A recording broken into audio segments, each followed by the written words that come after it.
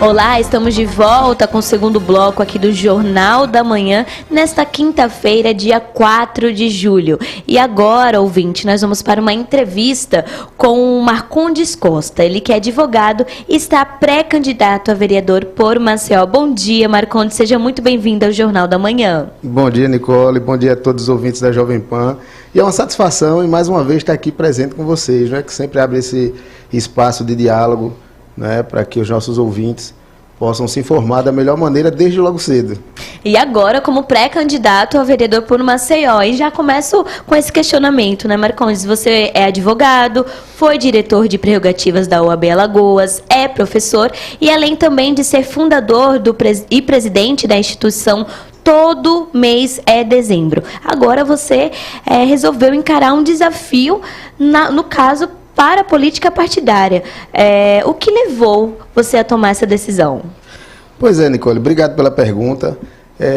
Eu tenho quase 18 anos de advocacia, né, e olhe que a OAB, né, que é, sem nenhum demérito às outras profissões, é a única profissão liberal, do profissional liberal consagrado ao patamar constitucional pela sua importância, né? Você vê aqui a OAB sempre hasteou as bandeiras da democracia, das instituições, né? Atendendo não apenas o advogado, mas a própria sociedade, né? Então a gente sempre teve esse trabalho combativo, né? Especialmente nos últimos anos, enquanto advogados, para defender as instituições constituídas, para defender o Estado de Direito.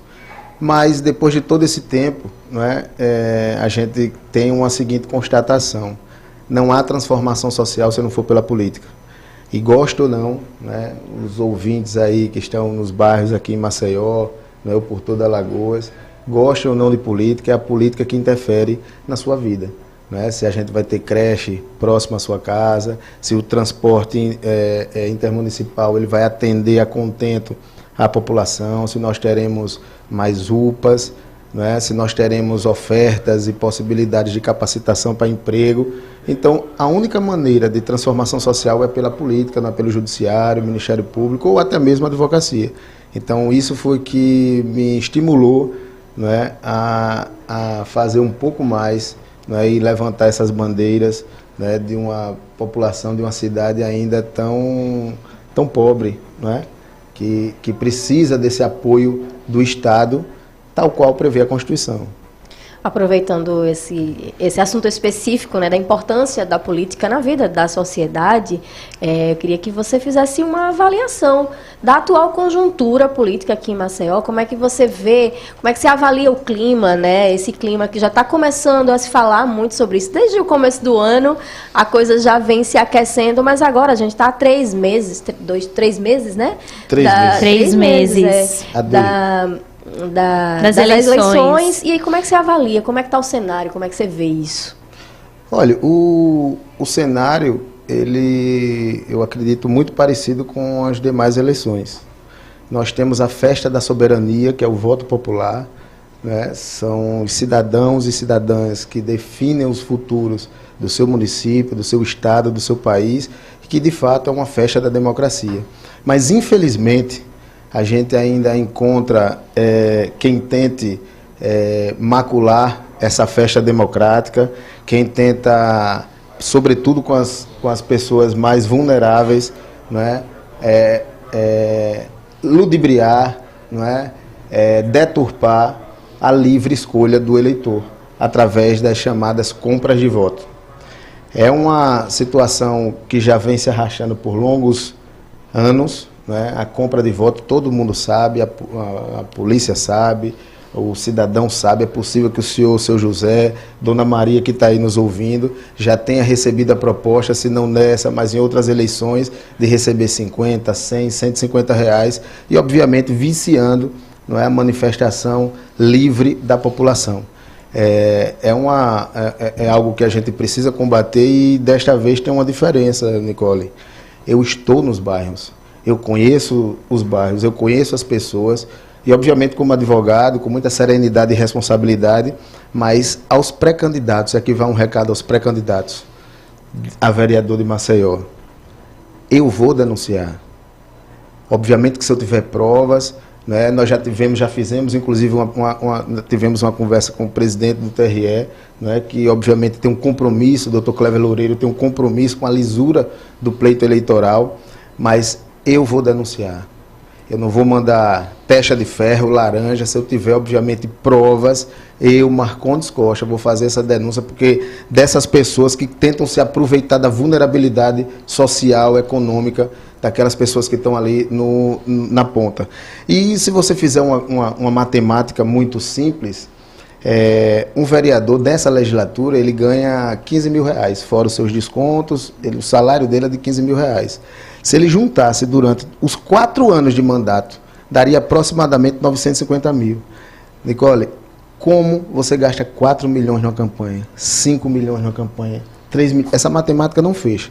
Então, o que é que acontece? Ele volta muitas vezes já investido no mandato, né, para firmar acordos espúrios que muitas vezes é em prejuízo da população, né? E é exatamente por isso que a gente vive nesse círculo vicioso, né, que nós não temos, por exemplo, no bairro da Xanova, uma rua que os carros possam transitar.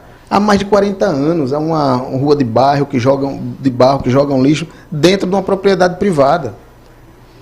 Então, as mesmas pessoas continuam indo nos bairros, continuam fazendo esse crime eleitoral, né, de cadastro e compra de voto, que dessa vez podem ficar certos. E repito, com muita responsabilidade, se tiver indícios suficientes, eu vou denunciar. Então, a vocês, pré-candidatos, que utilizam desse expediente, podem ficar certos. Se eu tiver prova, eu vou fazer todas as representações para que você seja, de fato, punido nos termos da lei eleitoral.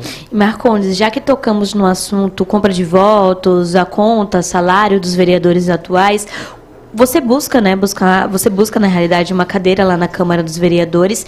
E qual é a sua avaliação sobre a atuação dos atuais parlamentares na Casa Legislativa Mirim?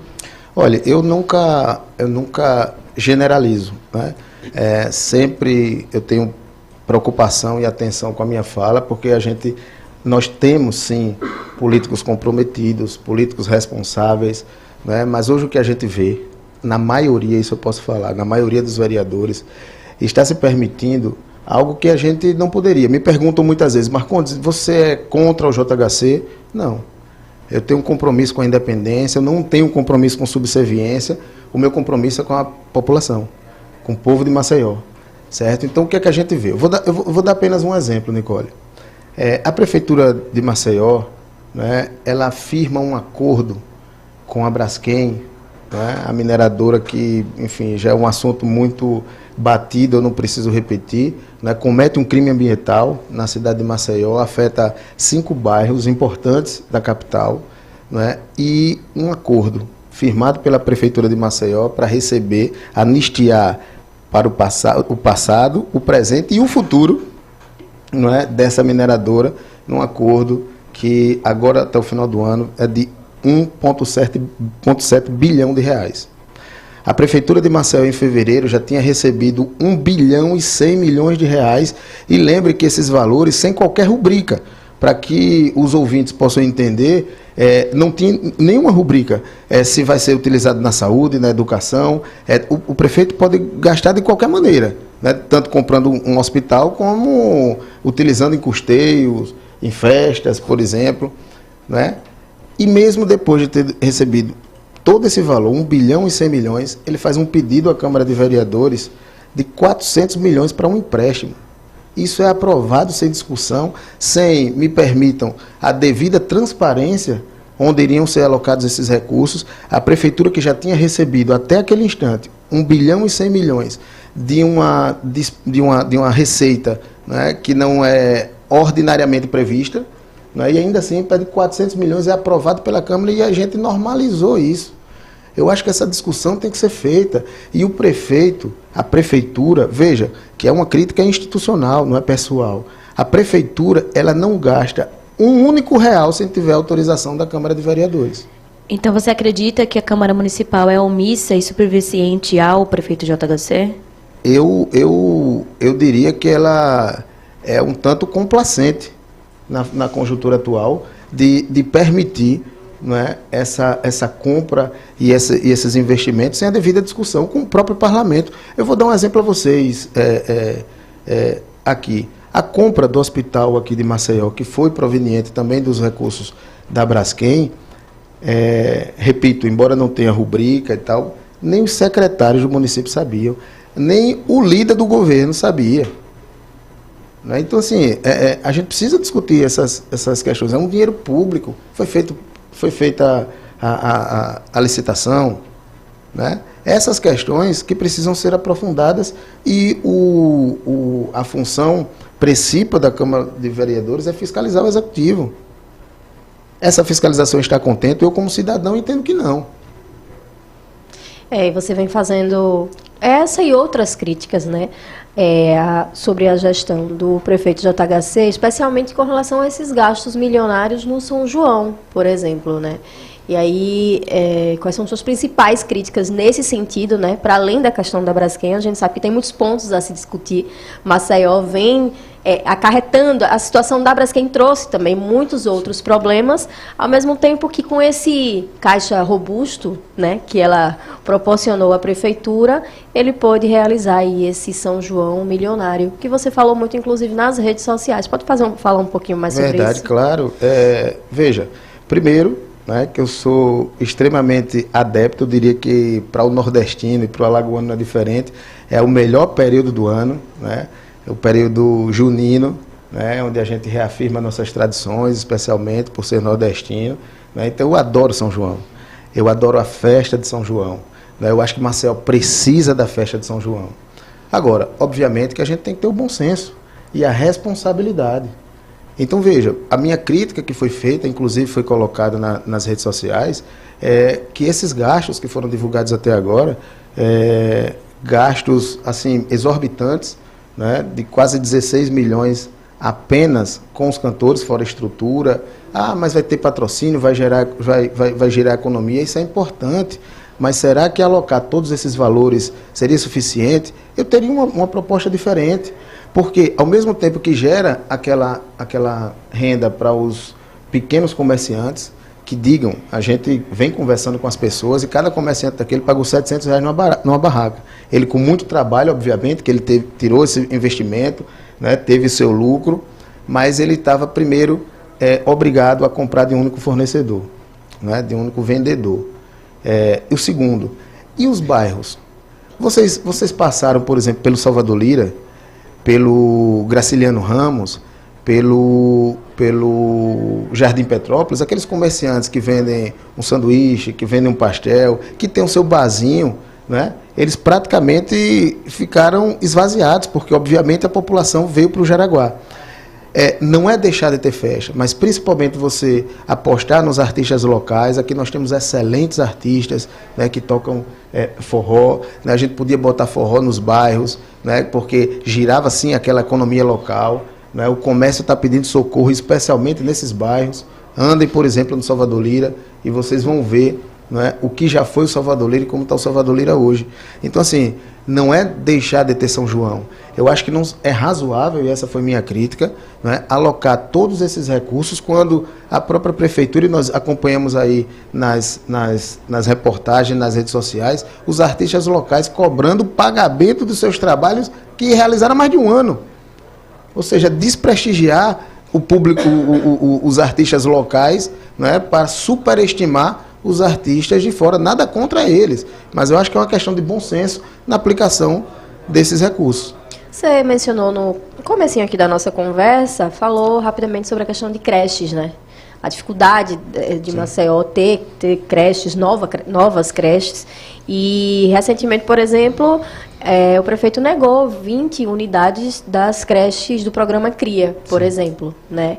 E aí a gente entende que a prefeitura, né, a gestão municipal, ela tem aí uma certa birra com o governo do estado, existe uma certa, vamos dizer assim, popularmente falando, uma certa treta entre os executivos, mas aí o que seria negar 20 creches CRIAs, do programa CRIA, que já estão prontas para começarem a funcionar, e o prefeito simplesmente dizer que não quer? Má vontade? É uma birra mesmo? Jogada? Como é que você eu acho que nós institucionalmente, nós jamais deveríamos confundir as coisas. Embora seja público e notório que Prefeitura e Governo do Estado não têm um alinhamento político, para o bem da população, obviamente com atitude de altivez, é óbvio que o prefeito poderia receber, e obviamente garantir a manutenção dessas creches, porque ele demonstrou, inclusive no São João, que tem dinheiro para fazê-lo. E quem sofre com isso é a população. Quantas mães, quantos pais, às vezes, eu repito mãe porque a gente estava aqui conversando antes de começar a entrevista, nada se compara o amor de mãe, a dedicação de mãe, embora eu seja pai, mas nada se compara. Quantas mães, sobretudo mães jovens, deixam de ir trabalhar, continuar seus estudos, porque não tem com quem deixar seu filho. E obviamente que essas creches são importantíssimas para que essas mães possam buscar um futuro profissional. E hoje, os dados que nós temos é que apenas 3%, menos de 3% da população é atendida pelas creches que hoje estão instaladas em Maceió. Então, assim, é uma circunstância de, repito, fazer um São João de primeiro mundo e acabar os 7 dias e a população voltar para falta de saúde, falta de educação, ou carência ou deficiência nessas creches, que é uma obrigação do município, é uma obrigação do município. Por exemplo, ter um hospital para a medicina de alta complexidade, isso não é uma obrigação constitucional da prefeitura. Óbvio, se ele tem recurso para isso, é bom vai atender mais a população, mas não é obrigação. A obrigação é o ensino fundamental, a obrigação é creche. A obrigação são as UPAs que são mantidas pela prefeitura. Eu faço aqui um desafio e a população me entende. É por isso que eu estou dizendo, eu ando nas comunidades, eu ando nos bairros. Tente muitas vezes ir para um atendimento na UPA. Você vai passar horas ali. Às vezes as pessoas desistem disso. Se tiver um braço quebrado, uma perna quebrada, é uma dificuldade. Você, para engessar, você manda para outro. Isso porque a gente escuta da população.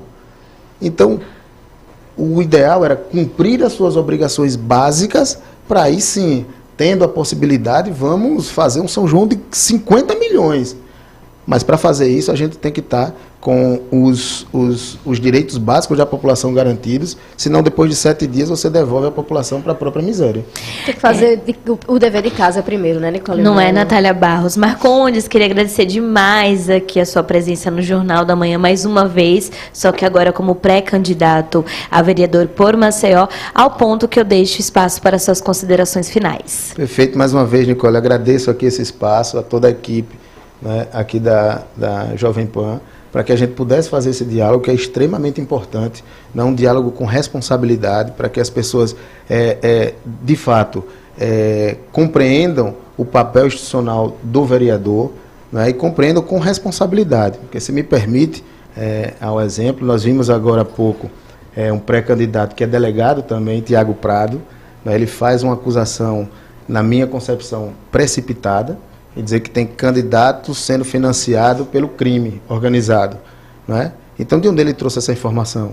Uma informação privilegiada por ser delegado, ou se ele soube essas informações, se ele já registrou na Polícia Judiciária para uma investigação mais contundente. Então, por isso que ele foi precipitado. Então, eu queria fazer aqui, inclusive nessas considerações, esse questionamento ao delegado Tiago Prado, que é de uma instituição extremamente respeitada. Nós temos o secretário de Segurança, Flávio Saraiva, que advém da Polícia Civil, o delegado-geral Gustavo Xavier, que vem fazendo um trabalho de modernização da polícia. Então, todo respeito à Polícia Civil, e exatamente por esse respeito à Polícia Civil é que a gente precisa fazer esse chamamento, para perguntar ao delegado Tiago Prado, declarado pré-candidato a vereador de Maceió, como ele utilizou essas informações, se ele já fez os devidos registros, para não prevaricar até, senão ele trouxe informações de boatos, de fofoca. Então, é essa responsabilidade que a gente precisa ter, num chamamento de dizer à população da responsabilidade de cada candidato, de cada eleitor, de realmente colocar pessoas compromissadas na Câmara de Vereadores. Então, mais uma vez agradecendo, é trazer, Nicole, de fato, essa responsabilidade, esse compromisso com a população, né, que nós sempre tivemos e teremos mais uma vez, com o lema Coragem e Palavra, nós seguiremos em frente. Muito obrigado a todos. Muito obrigada, o Marcondes Costa, advogado e pré-candidato, né, vereador por Maceió. Também quero agradecer a minha companheira de bancada, Natália Barros, ao técnico Claudio Stone e o repórter Maílson Franklin, que sempre está nas ruas com Geraldo Salgueiro. Natália Barros, até amanhã para o nosso Sextou. Tô muito ansiosa, inclusive. Tchau, tchau, ouvinte. Até amanhã. Você ouviu Jornal da Manhã, edição Maceió.